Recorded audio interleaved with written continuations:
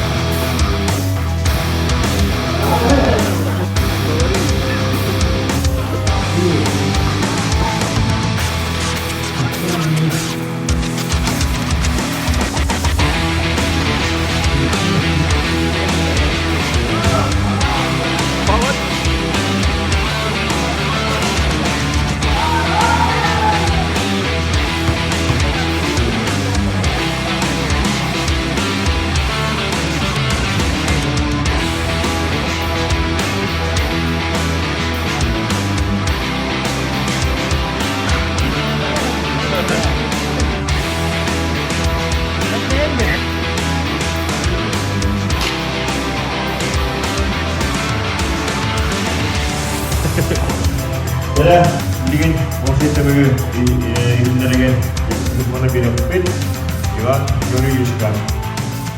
Yürüyüş kıyılara ayağı bunlar.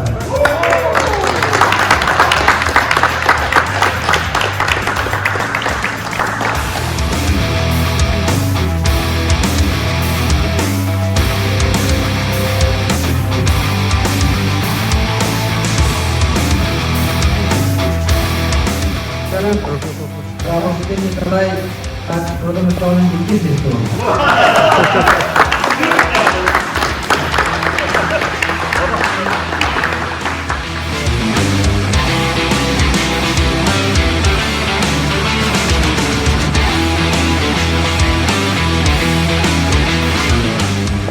Masih ini itu tidak gaji protokol.